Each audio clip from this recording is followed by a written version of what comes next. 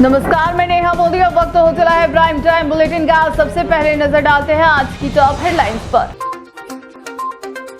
खांजीपीर में चाकूबाजी करने वाले 3 आरोपी गिरफ्तार, थाना क्षेत्र में निकाली परेड।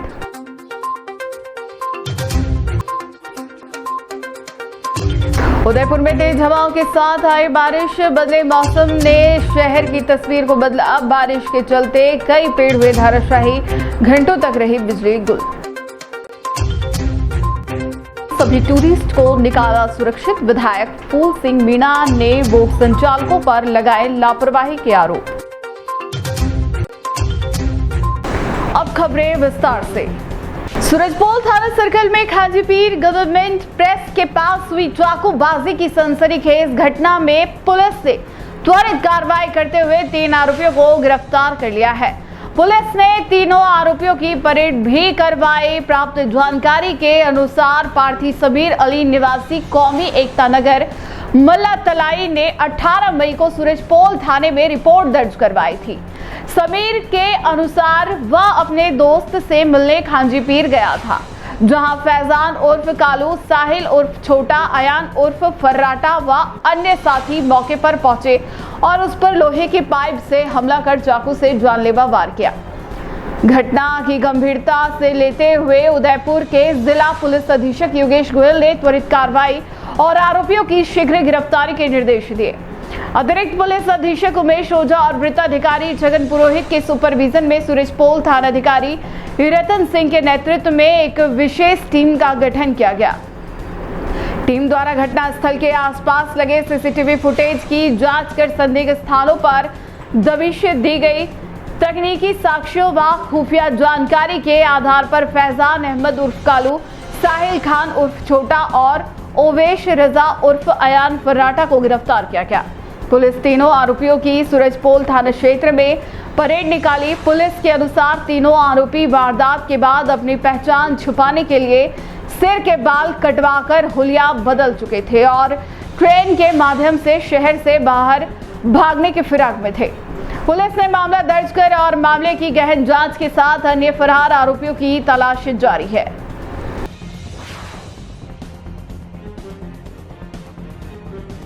पिछले 3 दिनों से झुलसाती गर्मी झेल रहे उदयपुर वासियों को सोमवार दोपहर बड़ी राहत मिली, जब अचानक मौसम बदला और तेज बारिश के साथ तेज हवाएं चली। इस बदले मौसम ने शहर में गर्मी से बेहाल लोगों को ठंडी राहत पहुंचाई।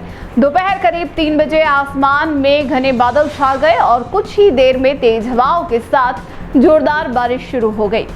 बारिश और हवा एक साथ चलने से मौसम एकदम सुहावना हो गया। तापमान में गिरावट दर्ज की गई और लू जैसे हालातों से राहत मिली। तेज हवाओं के कारण कुछ जगहों पर होर्डिंग गिरने की भी खबरें मिली। एहतियातन बिजली विभाग ने कुछ क्षेत्रों में कुछ समय के लिए बिजली आपूर्ति बंद कर दी, जिसे बाद में सामान्य कर दिया गया। मौसम विभाग के अनुसार यह मौसम परिवर्तन प्री मानसूनी गतिविधियों का संकेत है और अगले कुछ दिनों तक ऐसा ही मौसम बने रहने की संभावना है।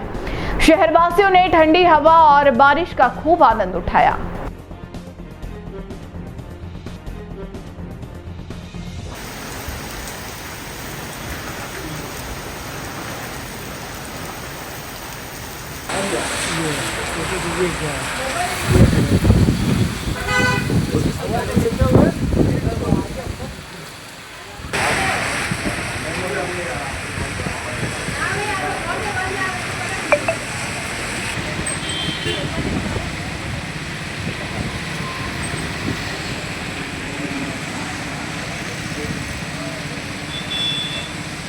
उदयपुर की प्रसिद्ध फतेह सागर झील में सोमवार को एक बड़ा हादसा टल गया। तेज हवाओं के चलते पर्यटकों से भरी एक नाव नेहरू पार्क के पास अचानक असंतुलित होकर पलट गई। नाव में उस समय करीब 30 से 35 पर्यटक सवार थे। हादसे के बाद झील किनारे अफरा तफरी मच गई। सूचना मिलते ही प्रशासन के आला अधिकारी और सिविल डिफेंस की रेस्क्यू टीम तत्काल मौके पर पहुंची और सभी पर्यटकों को सुरक्षित बाहर निकाला गया।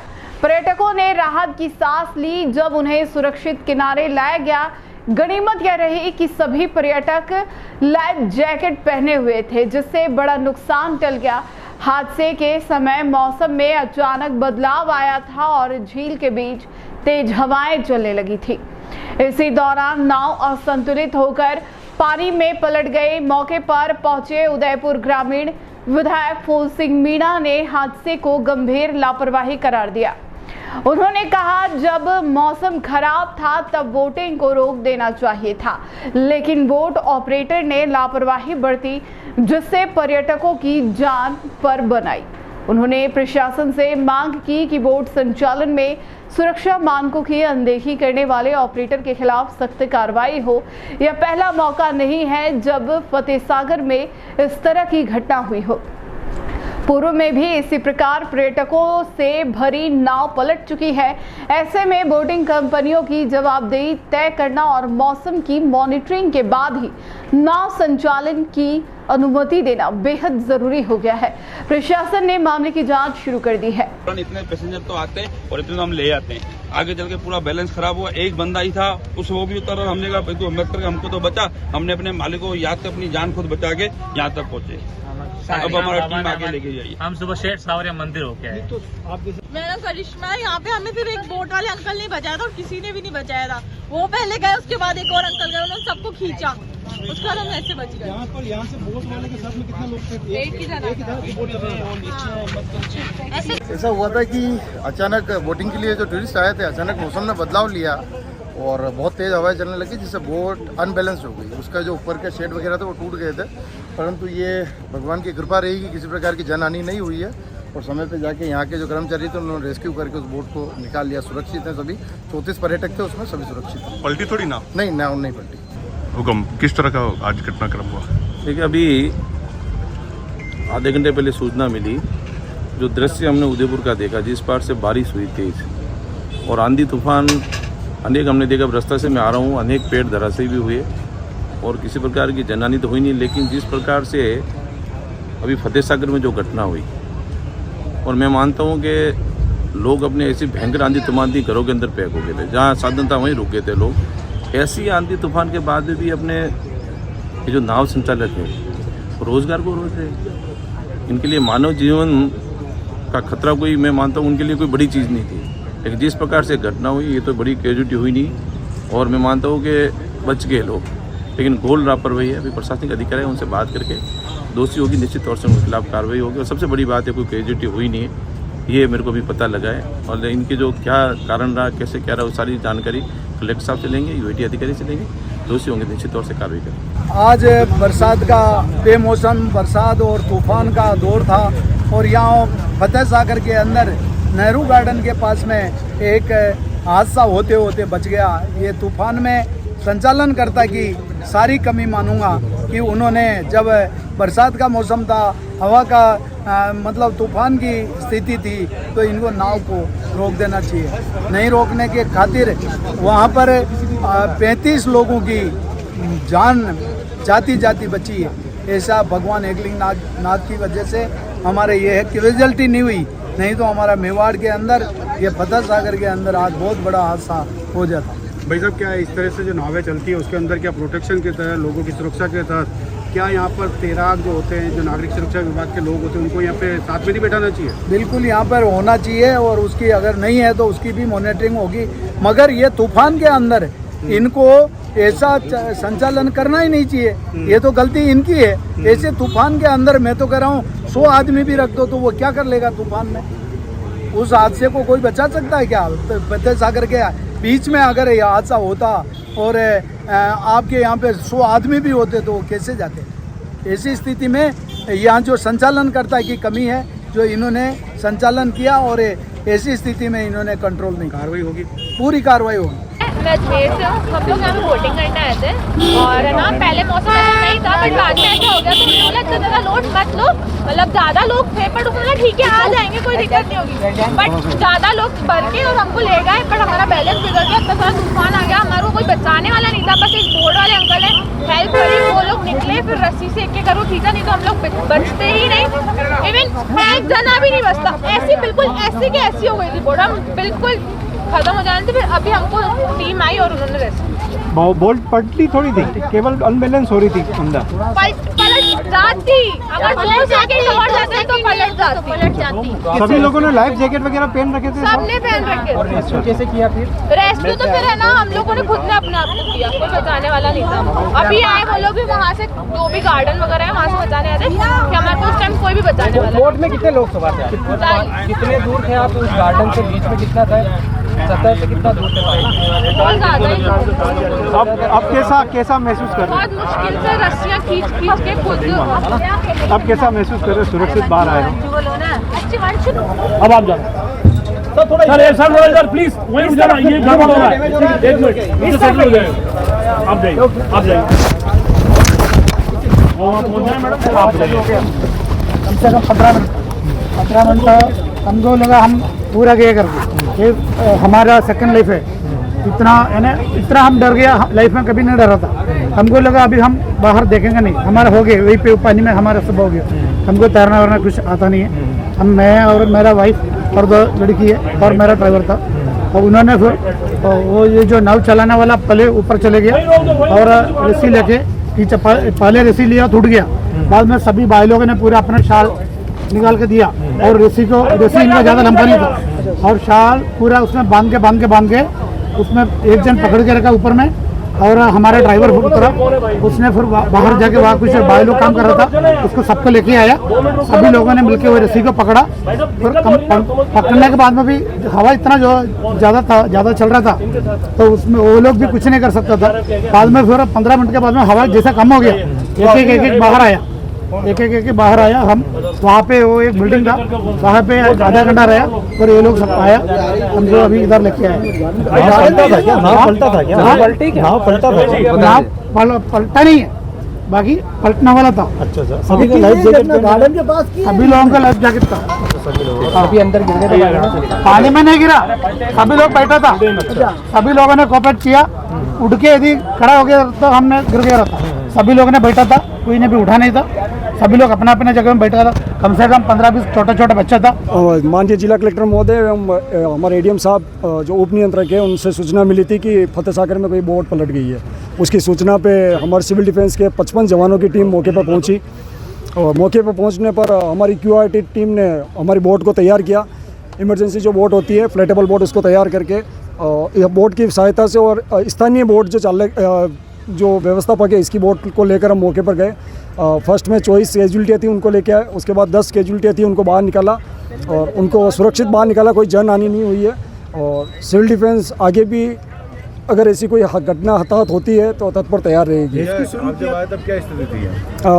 उस दरमियान इनके पास शायद इनके ऑपरेटर घबरा गए थे, बोट चलाने वाले ऑपरेटर नहीं थे उस समय। फिर हमारे को इनकी बोटें ऑपरेट करनी पड़ी और हमारे 4 ऑपरेटर लगे थे इसमें, जिसमें 3 बोटें इनकी थी, 1 हमारी खुद की थी।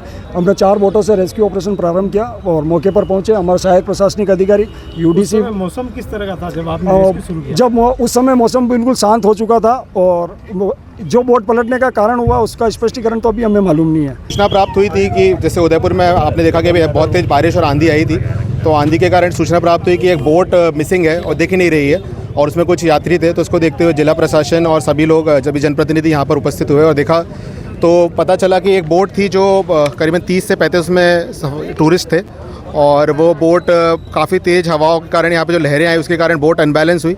किंतु जो बोट का ड्राइवर था और उसमें कुछ टूरिस्ट थे, उन लोगों की सूझबूझ से उन लोगों ने तुरंत पास में आइलैंड, नेहरू आइलैंड है, नेहरू गार्डन आइलैंड, उसके अंदर उन्होंने बोट को टिका दिया और सभी लोगों को वहाँ सकुशल उतार लिया।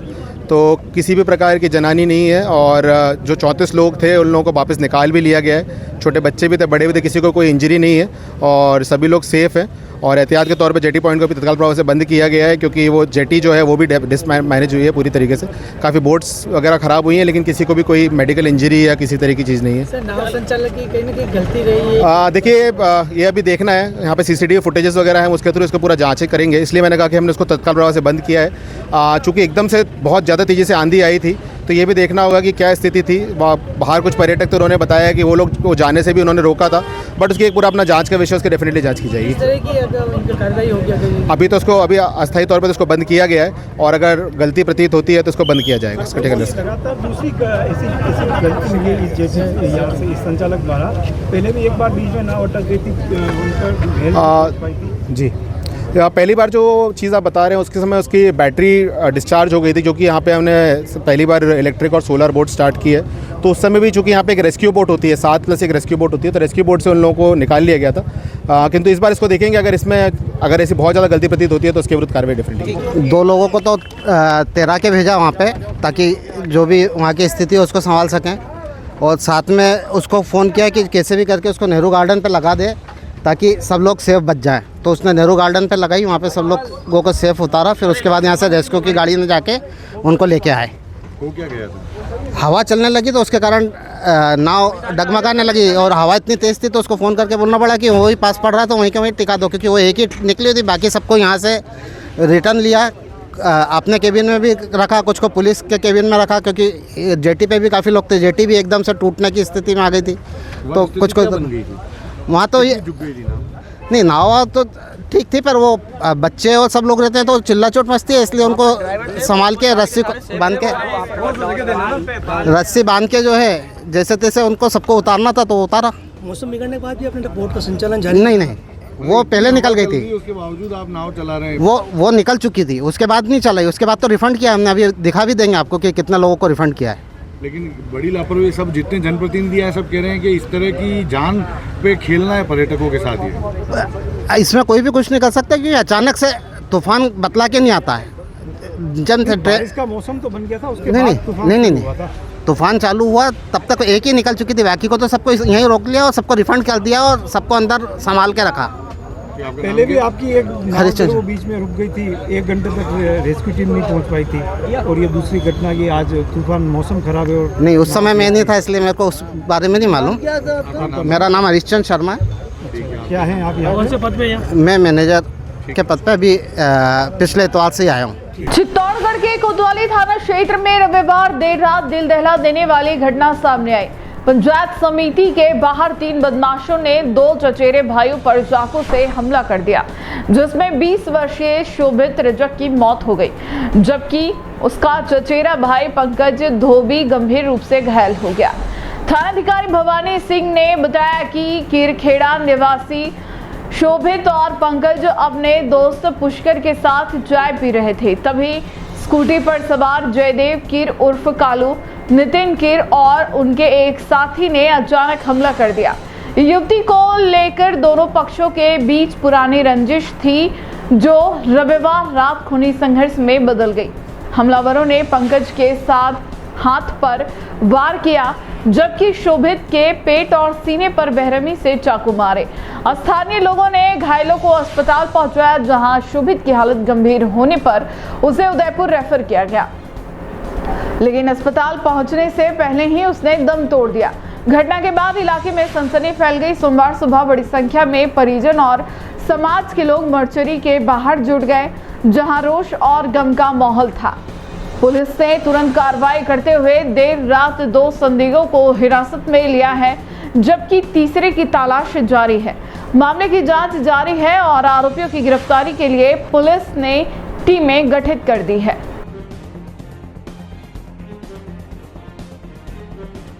बोलना हम चाय पी रहे थे, चाय पीने के बाद वो आए, गाड़ी क्लोज करने लगे। हमने कहा इतना पूछा क्यों कर रहे हो, नहीं तो मैं चप्पू निकाल कर उसको मारपीट करने लगे। फिर हमें पता ही चला बेहोश से हालत हो गई, उसको पकड़े हमने हॉस्पिटल लेकर गए। कौन लोग मारपीट में कालू, कीर और नितिन, बड़े किसी एक लड़का था। करे तो हमने से क्यों कर रहे हो, इसलिए चप्पू निकालने गए। मेरे उसको छुड़ाने से तुम लगते। कल शाम को 10-10 बजे की घटना है। कलेक्टर चौराहे पे कीरखेड़ा के बच्चे हैं, शोभित रजक जो पुष्कर सुरेश जी का बच्चा है, वो अपने दोस्त पुष्कर और पंकज के साथ चाय पी रहा था। उनके कीरखेड़ा के नितिन रजक जयदेव उर्फ काड़ू के साथ उनको पुराना विवाद है लड़की को लेके। उस घटना को लेकर उनके वहाँ थोड़ी नोकझोंक हुई। इस बात पर नितिन रजक व उसके दोस्त ने चाकूबाजी कर दी, जिसमें शोभित रजक की ज़्यादा लगी है। घटना पर उसकी डेथ हो गई थी, जिसका पोस्टमार्टम कराया जाकर मुकदमा दर्ज की कार्रवाई की जा रही है। उनके खिलाफ रिपोर्ट है और एक अज्ञात जिसका नाम पता नहीं है। हाँ, साथ में उनकी भी लगी है, जैसे मृतक के दोस्त हैं उनके भी हाथ में लगी है, उनके दूसरों को भी लगी है छापेबाजी में किसी के साथ में होती है। प्रातः स्मरणीय महाराणा प्रताप की 450वीं जयंती समारोह की भव्य तैयारियों के तहत सोमवार को नगर निगम पार्षद सभागार में एक अहम बैठक आयोजित की गई। यह बैठक मेवाड़ क्षेत्रीय महासभा संस्थान उदयपुर शहर एवं नगर निगम के संयुक्त तत्वाधान में आयोजित हुई, जिसमें संभाग के विभिन्न समाज संगठनों के प्रतिनिधियों ने भाग लिया। बैठक में आगामी 7 दिवसीय कार्यक्रम की रूपरेखा प्रस्तुत की गई, जो कि लगभग 45 विभिन्न संस्थानों द्वारा संपन्न होंगे। सभी संयोजकों ने अपने अपने कार्यक्रमों की घोषणा, स्वागत संख्या, समय और आयोजन स्थलों की जानकारी साझा की। बैठक में प्रमुख रूप से प्रेम सिंह शेखावत, महामंत्री दिलीप सिंह बासी, संगठन मंत्री डॉक्टर जितेंद्र सिंह मायदा, कुंदन सिंह मुरोली, राम सिंह खेड़ा और शिवदान सिंह देवड़ा ने कार्यक्रम की जिम्मेदारी के तौर पर दिशा निर्देश साझा किए। वहीं कार्यक्रम के अतिथि के रूप में शहर विधायक ताराचंद जैन, ग्रामीण विधायक फूल सिंह मीणा, समाज सेवी धीरेन्द्र सिंह सचान, सिंधी समाज के हरीश राजानी, विप्र सेना के दिनेश शर्मा, बार एसोसिएशन अध्यक्ष चंद्रभान सिंह शेखावत, भाजपा जिला अध्यक्ष गजपाल सिंह राठौर सहित कई गण्यमान्य उपस्थित रहे। इस आयोजन में राजपूत, ब्राह्मण, सिंधी, मीणा, मोची, सोनी, ओबीसी, साहू, खटीक, मेघवाल समेत लगभग सभी समाज संगठनों के प्रतिनिधियों ने भाग लिया। कार्यक्रम का संचालन 7 दिवसीय आयोजन संयोजक कमलेंद्र सिंह पवार ने किया। प्रातः स्मरणीय महाराणा प्रताप की 450वीं जन्म जयंती 29 मई को हम लोग मनाने जा रहे हैं और मेवाड़ क्षेत्रीय महासभा नगर निगम के संयुक्त तत्वाधान में सर्व समाज और संगठनों की ओर से कार्यक्रम आयोजित किया जा रहा है और उसी कड़ी में आज यहाँ नगर निगम में द्वितीय बैठक का आयोजन किया गया, जिसमें सभी समाज के संगठनों प्रमुखों ने अपनी तरफ से घोषणा करते हुए कहा कि हम लोग इसमें क्या करने वाले और कहाँ हम लोग इसमें पूरी भागीदारी निभाने वाले। और इसी बीच में विशेष करके जो प्रातः स्मरणीय महाराणा प्रताप के जो हरावल सेना में रहे, कहीं ना कहीं चाहे हकीम का सूरी हो, चाहे बिल्लू राणा हो, चाहे जिनके जितने भी उनके सहायक रहे, उन सभी की भी 22 तारीख से लेकर के 28 तारीख तक लगभग 45 संगठन इस कार्यक्रम में शामिल होंगे और ये पूरा कार्यक्रम 28 तारीख तक चलेगा। इस तारीख को विशेष करके जो अतिथि यहाँ पधारेंगे और 29 मई को यहाँ जो एक भव्य कार्यक्रम के रूप हम लोग कह सकते हैं, चाहे हम लोग सारी जो हल्दी घाटी से माटी वगैरह लाना ये सारा करके और फिर उस मिट्टी को हम लोग यहाँ पर जो अतिथि पधारने वाले हैं, चाहे हम लोग कह सकते हैं मोती मंगरी से जो सुबह 7:30 बजे जो वहाँ से पूजन के बाद शोभा यात्रा के रूप में विविध मार्गों से यहाँ ही नगर निगम में कार्यक्रम समापन होगा, जहाँ पर तस्वीर वितरण वगैरह कार्यक्रम कहें, चाहे हम लोग हमारे वक्ता वगैरह उन सब का भी सम्मान करते हुए हम लोग यहाँ कार्यक्रम का समापन करेंगे। राजसमंद जिला परिषद चौराहे पर बिना अनुमति महाराणा प्रताप की प्रतिमा लगाने के मामले में राजनगर थाना पुलिस ने भाजपा जिला अध्यक्ष समेत 10 नेताओं के खिलाफ चालान पेश किया है। करीब 2 साल पहले स्थापित की गई प्रतिमा को लेकर कांग्रेस शासन में नगर परिषद ने FIR दर्ज करवाई थी। अब भाजपा सरकार ने इस मामले में कार्रवाई आगे बढ़ी है। मुख्य न्यायिक मजिस्ट्रेट के समक्ष पेश किए गए चालान में भाजपा जिलाध्यक्ष जगदीश पालीवाल, नेता प्रतिपक्ष हिम्मत कुमावत, भाजपा महामंत्री महेंद्र सिंह चौहान, विहिप नेता लीलेश खत्री सहित कुल 10 नेताओं को आरोपी बनाया गया है। आरोपी है कि इन्होंने बिना प्रशासनिक स्वीकृति प्रतिमा लगाई, जिससे नियमों का उल्लंघन हुआ। पुलिस ने मामले की जांच पूरी कर कोर्ट में चालान पेश कर दिया है। मामला राजनीतिक हलकों में चर्चा का विषय बना हुआ है। कोर्ट द्वारा अगली सुनवाई की तारीख तय की जानी बाकी है। आज से 2 वर्ष पूर्व महाराणा प्रताप जयंती पर अपने जिला परिषद चौराहे पर महाराणा प्रताप की प्रतिमा लगाई गई थी। उस दौरान प्रतिमा लगाने के बाद नगर पालिका द्वारा इन सभी 10 के खिलाफ मुकदमा किया गया था, उसको लेकर आज चालान पेश किया गया है। इसमें कौन कौन शामिल है मुख्य रूप से? इसमें प्रमुख रूप से भरत जी पालीवाल, भाजपा जिलाध्यक्ष जगदीश जी पालीवाल, दिनेश जी पालीवाल, लीलेश जी खत्री, आशीष जी पालीवाल, इस प्रकार से 10 कार्यकर्ताओं के खिलाफ मुकदमा दर्ज हुआ था। कौन कौन सी धाराओं में मुकदमा दर्ज? 143, 283, 146 इस प्रकार की धाराओं में नगर पालिका एक्ट के तहत इनके खिलाफ मुकदमा दर्ज हुआ था। उदयपुर जिले की गोवर्धन बिलास पुलिस ने हाईवे पर लूट की वारदातों को अंजाम देने वाली कुख्यात टाइगर बाबा 425 गैंग के एक शातिर सदस्य को गिरफ्तार कर गैंग का भंडाफोड़ किया है। पुलिस अधीक्षक योगेश गोयल के निर्देशन में अतिरिक्त पुलिस अधीक्षक गोपाल स्वरूप मेवाड़ा और वृत्ताधिकारी सूर्यवीर सिंह राठौड़ के सुपरविजन में थाना अधिकारी दिलीप सिंह झाला व टीम ने आरोपी ललित उर्फ ललिया उर्फ लाला को गिरफ्तार किया। पूछताछ में आरोपी ने उदयपुर जिले के गोवर्धन विलास, टीडी, बागपुरा और झाडौल थाना क्षेत्रों में 10 से अधिक लूट की वारदातें करना स्वीकार किया है। गिरफ्तार आरोपी के कब्जे से एक लूटा गया मोबाइल फोन भी बरामद किया गया है। आरोपी ने कबूला कि वह और उसके साथी नितेश उर्फ कुका व अजीत खराड़ी मिलकर राहगीरों पर तलवार से हमला कर मोबाइल, नकदी और दोपहिया वाहन लूटते थे। 22 अप्रैल को पार्थी हरिशंकर मीणा और 8 मई को विकेश मीणा के साथ हुई लूट की घटनाएं इसी गैंग द्वारा की गई थी।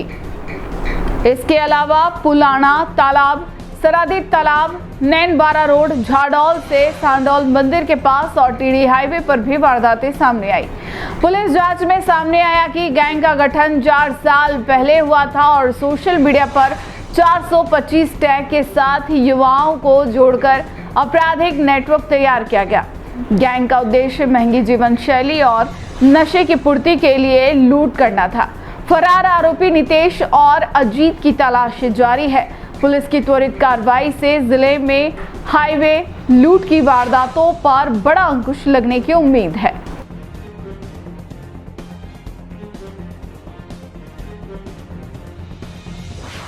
न्यूज राजस्थान के बुलेटिन में फिलहाल अब तक के लिए इतना ही। आइए चलते चलते फिर से नजर डालते हैं आज के टॉप हेडलाइंस पर।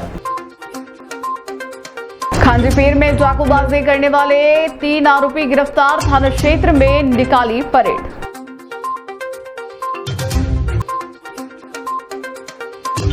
उदयपुर में तेज हवाओं के साथ आई बारिश, बदले मौसम ने शहर की तस्वीर को बदला। बारिश के चलते कई पेड़ हुए धराशायी, घंटों तक रही बिजली गुल। सभी टूरिस्ट को निकाला सुरक्षित, विधायक फूल सिंह मीणा ने बोट संचालकों पर लगाए लापरवाही के आरोप। आज के बुलेटिन में इतना ही। अब दीजिए इजाजत नेहा मोदी को। ऐसे ही तमाम बड़ी खबरें देखने के लिए बने रहिए टी न्यूज राजस्थान के साथ। नमस्कार।